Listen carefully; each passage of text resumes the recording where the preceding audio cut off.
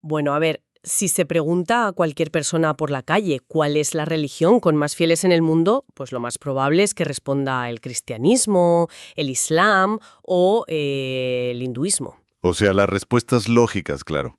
Claro.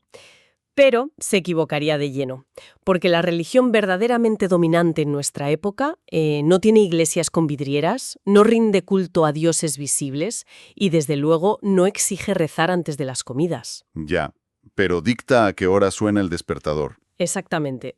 Dicta a qué hora suena la alarma, qué nivel de estrés es aceptable sufrir y cuáles son los miedos más profundos de casi todo el planeta.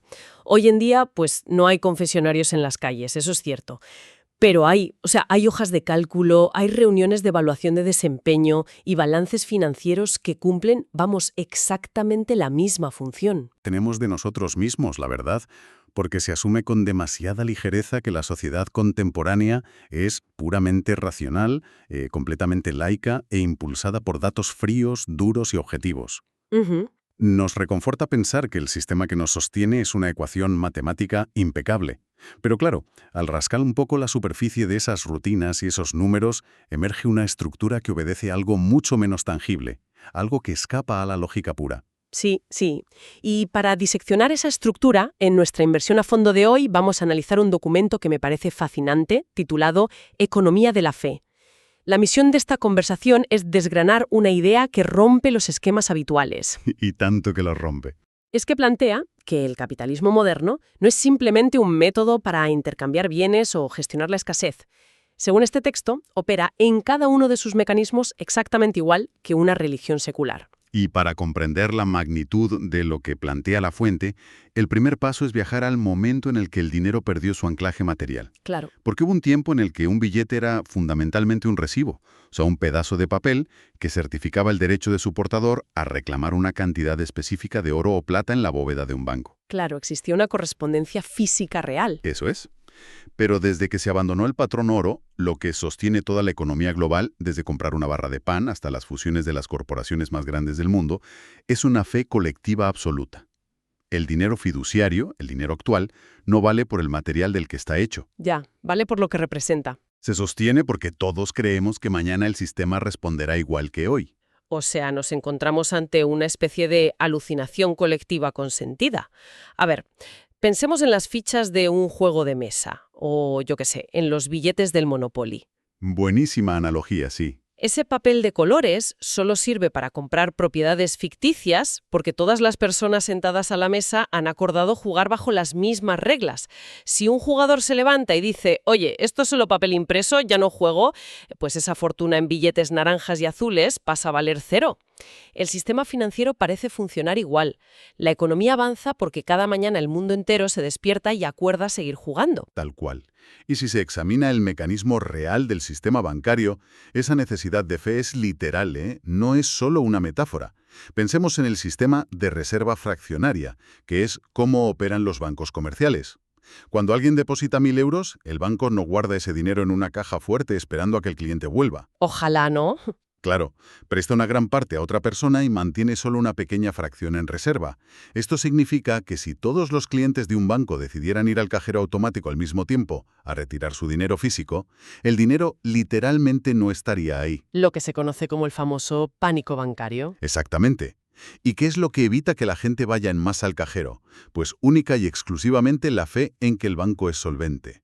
En el momento en que surge un rumor, en el momento en que esa fe se quiebra, la institución colapsa, aunque sus matemáticas y sus inversiones a largo plazo sean correctas. Es fuerte pensarlo. Es la demostración empírica de que la confianza sostiene el edificio entero muchísimo más que el capital físico. Pero claro, toda religión, para que sus fieles mantengan esa confianza ciega, necesita un valor supremo, un principio que sea absolutamente incuestionable. En las religiones tradicionales suele ser la existencia de un ser superior o la voluntad divina. Y según el documento, en nuestra economía contemporánea, ese Dios intocable es el crecimiento. El crecimiento continuo es el dogma central, sin duda. El dinero ya no actúa solo como una herramienta para facilitar el trueque, no. Se ha erigido como la medida absoluta del valor de las cosas y de las personas. Es el indicador definitivo del éxito y la principal fuente de seguridad psicológica. Y dentro de esta doctrina, supongo, si algo no produce, pierde su legitimidad. Exacto. Si una empresa, un país o incluso un individuo no crece, levanta sospechas. Si no rinde cada vez más, se descarta. Lo cual nos lleva a una de las cuestiones más espinosas, creo yo, porque el crecimiento económico se suele presentar en los telediarios como una simple métrica, un porcentaje del Producto Interior Bruto. Pero si el crecimiento es realmente una deidad incuestionable, Ujú. significa que cuestionar la necesidad de crecer constantemente en un planeta que tiene recursos físicos finitos tiene que ser el equivalente moderno a la blasfemia. Pues fíjate, la reacción del sistema ante esa duda lo confirma por completo. Cuando ciertos economistas o movimientos ecologistas sugieren que el crecimiento infinito es inviable y proponen modelos de decrecimiento, la respuesta institucional no es abrir un debate científico pausado. Que va, para nada. La reacción es de escándalo moral. A estas voces se las tacha de irresponsables, de querer destruir el progreso y de empujar a la civilización al caos. Es un mecanismo de defensa visceral, idéntico al que usaría un tribunal eclesiástico ante una herejía que amenaza con destruir la estructura de la realidad compartida. Qué barbaridad. Pero bueno, a ver, la fe en un concepto abstracto, por muy poderoso que sea, no hace que a millones de personas se levanten de la cama a las 6 de la mañana en pleno invierno para ir a trabajar. No, claro. Lo abstracto tiene que aterrizar en algo físico, tangible. Entonces, ¿cómo obliga esta religión a sus fieles a practicarla en el día a día? Pues a través de la liturgia. Ninguna religión sobrevive sin rituales que refuercen la creencia mediante la repetición constante. El documento es muy incisivo al clasificar lo que consideramos simplemente la vida adulta como prácticas devocionales. Ya, lo normalizamos. Eso es. Trabajar largas jornadas, destinar una parte del sueldo al ahorro, aprender a invertir en fondos indexados, consumir de forma estratégica y someterse a evaluaciones de rendimiento constantes, pues no son solo actividades económicas, son los ritos que mantienen viva la maquinaria. ¿Sabes que hay una imagen en el texto que me parece fantástica? Dice que la alarma del teléfono móvil por las mañanas hace la misma función que las campanas de una iglesia llamando a los fieles a maitines, y que el lunes marca el inicio solemne del rito semanal. Es brutal esa analogía. Sí, sí. Y luego está el calendario fiscal, que organiza el año completo igual que un calendario litúrgico. Los cierres de trimestre, las campañas de rebajas o la temporada de la declaración de la renta dictan los estados de ánimo, la ansiedad y las prioridades de la población exactamente de la misma forma que la Cuaresma o el Adviento marcaban el ritmo de la vida medieval. Totalmente de acuerdo. Y el motor teológico que hace que la gente acepte esos rituales, por muy agotadores que sean, es el concepto del sacrificio. A ver, el capitalismo no ha inventado la idea del sacrificio, la ha reciclado. Ujú. Las fes tradicionales enseñaban que el sufrimiento y la privación en el mundo terrenal serían recompensados con la vida eterna y el paraíso. Había un contrato de redención futura a cambio de sumisión presente. Pues bien, la economía moderna ha actualizado ese contrato, pero su esqueleto funcional es idéntico. Claro, el famoso mantra de trabaja duro ahora para poder disfrutar después. Parece que hemos sustituido la promesa de la vida eterna en un plano espiritual por la promesa material de una jubilación dorada. O, bueno, por esa meta contemporánea tan idealizada que es la independencia financiera. Sí, el movimiento FIRE y todo eso. Exacto. Ha cambiado el premio final. Ahora se ansía tener una casa en la costa y no mirar los precios en el supermercado, pero la exigencia de sacrificar la juventud, el tiempo libre y la salud en el momento presente, vamos, sigue absolutamente intacta. El mecanismo de control no ha cambiado nada. Y es que esa sustitución de recompensas es el diseño social más robusto que existe. Funciona porque mantiene a toda la estructura operativa basándose puramente en la esperanza. El desgaste físico, la falta de sueño o el estrés crónico no solo se vuelven socialmente aceptables, sino que se romantizan y hasta inspiran admiración. Siempre y cuando estén monetizados, claro. Exacto. Esa es la clave. El sufrimiento en sí mismo tiene valor teológico si promete un retorno de inversión. Pero a ver, pensemos en el escenario de estos ritos, porque toda liturgia de ese calibre requiere espacios sagrados desde donde se imparta doctrina y figuras de autoridad que interpreten la voluntad divina. Ya no levantamos la vista para admirar catedrales góticas coronando el centro de las ciudades, eso está claro. No, desde luego que no. Las nuevas catedrales son los rascacielos de cristal y acero de los distritos financieros, las bolsas de valores, los inmensos edificios de los bancos centrales y las sedes de los grandes fondos de inversión son los espacios imponentes donde hoy se decide el destino material de la humanidad. Y lejanos, ¿verdad? Muy lejanos. Y hay un paralelismo arquitectónico y social muy claro aquí. Al igual que los sumos sacerdotes o el clero en la antigüedad se separaban del pueblo llano mediante muros y recintos restringidos, los nuevos arquitectos de la economía operan en una esfera totalmente ajena al escrutinio del ciudadano común. Y para asegurar esa desconexión y proteger el misterio, utilizan una barrera infalible, que es el idioma. El texto dedica un apartado que me parece brillante a comparar el lenguaje financiero moderno con el latín eclesiástico de la Edad Media. Y es una comparación muy certera. Durante siglos, la misa se oficiaba en latín, que era un idioma que el campesinado pues no comprendía en absoluto. Eso garantizaba que el clero mantuviera el monopolio del conocimiento y la interpretación de la verdad.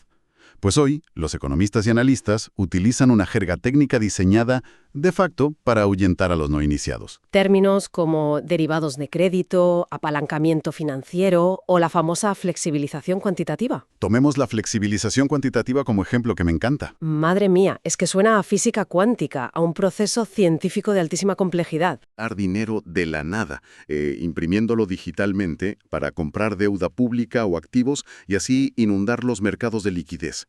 Si se explicara de manera tan llana, la gente común podría cuestionar por qué hay dinero infinito para rescatar bancos, pero no para los servicios públicos básicos. Claro, se les caería el chiringuito. Exacto.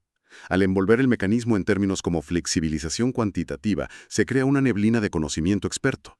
El mensaje subyacente es, oiga, esto es demasiado complejo para usted, confíe en que los expertos saben lo que hacen. Es como cuando la Reserva Federal de los Estados Unidos o el Banco Central Europeo se reúnen para decidir si suben o bajan los tipos de interés. Los medios de comunicación lo cubren exactamente igual que un conclave papal. Sí, la expectación es la misma. Hay analistas en directo diseccionando cada objetivo, cada pausa que utiliza el presidente del banco en la rueda de prensa, buscando señales ocultas sobre el futuro, de la misma manera que se espera la fumata branca en el Vaticano. Y el ciudadano asiste a ese espectáculo aceptando que esas decisiones le afectarán en la cuota de su hipoteca o en el precio de los alimentos sin entender realmente los engranajes de la decisión. Simplemente se acepta la doctrina. Espera, a ver, porque como abogada del diablo, aquí hay una parte que no compro del todo, o que me genera dudas.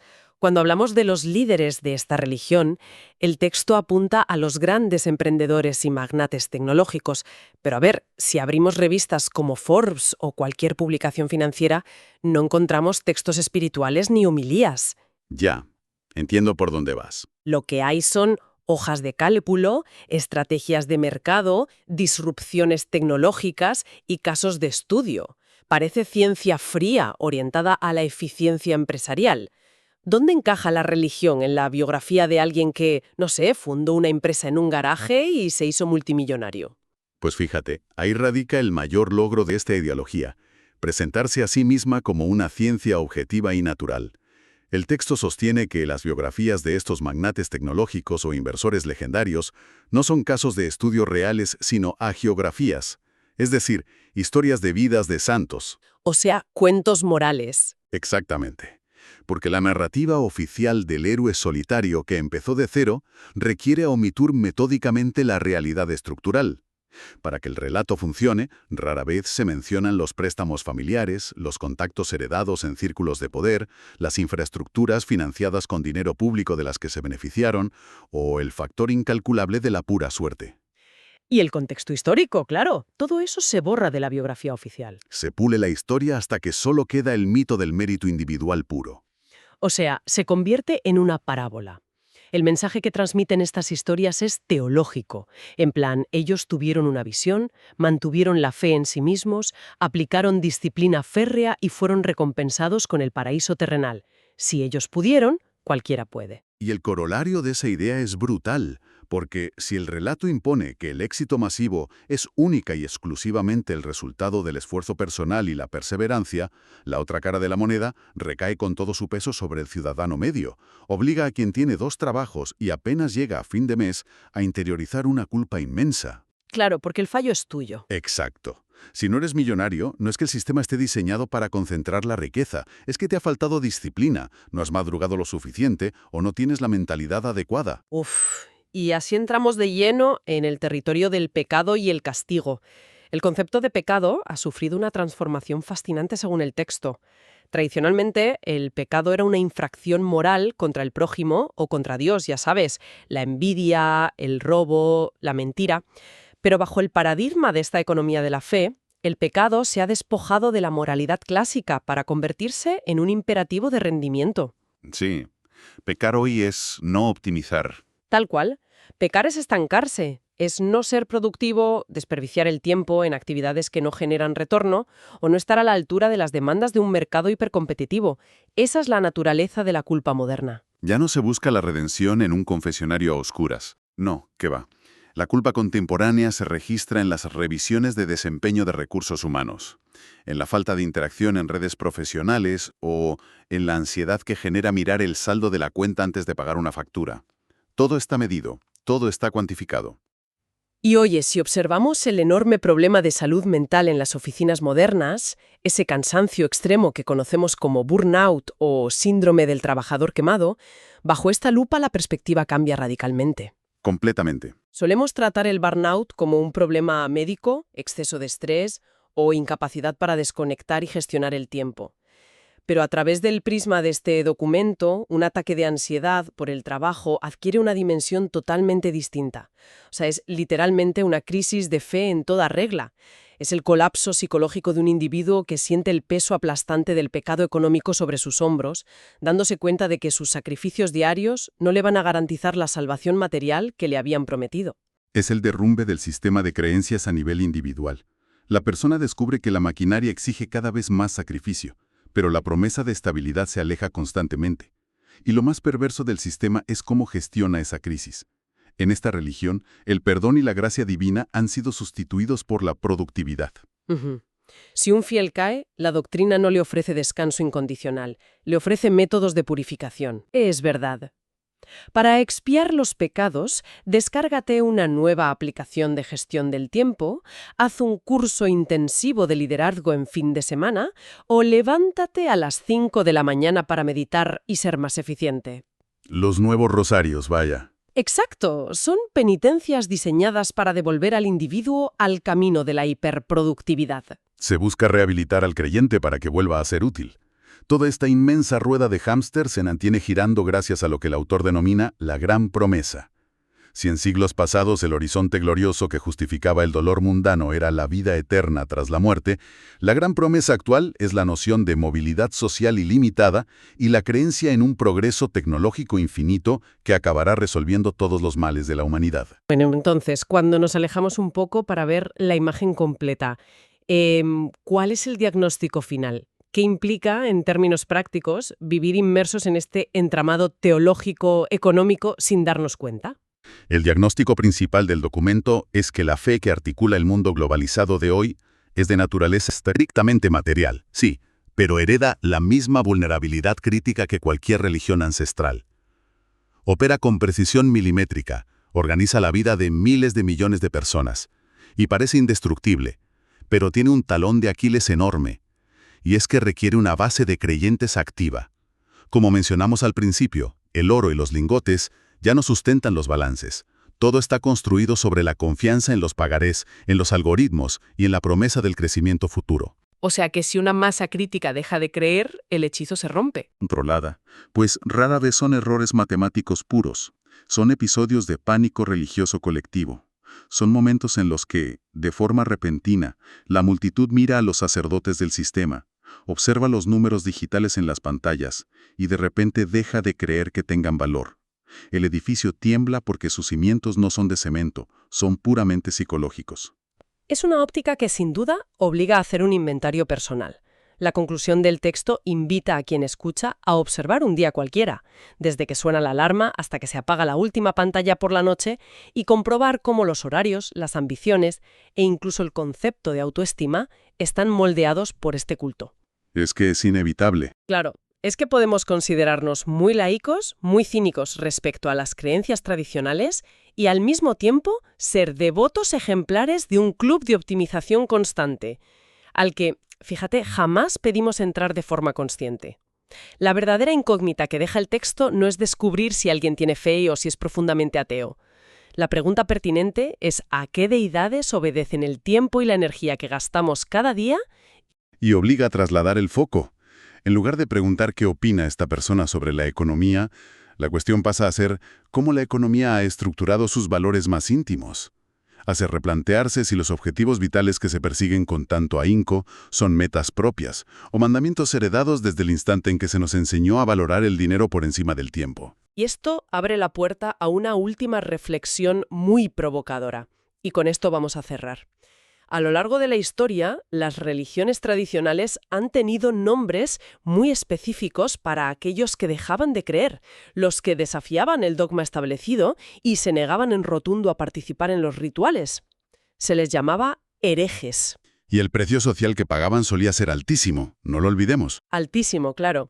Pues bien, si la economía y la hiperproductividad son el culto indiscutible de nuestra era, ¿quiénes encarnan a los herejes modernos? ¿Son acaso los que practican el llamado abandono silencioso, limitándose a hacer lo mínimo indispensable en el trabajo? ¿Podría ser? ¿Sí? O quizá aquellos que rechazan activamente un ascenso para preservar sus tardes libres, o los que deciden salirse por completo de la rueda y desconectar de la obligación de ser eficientes. Ahí queda esa idea, sin duda, para masticar y cuestionar la próxima vez que el despertador suene un lunes por la mañana llamando al rezo.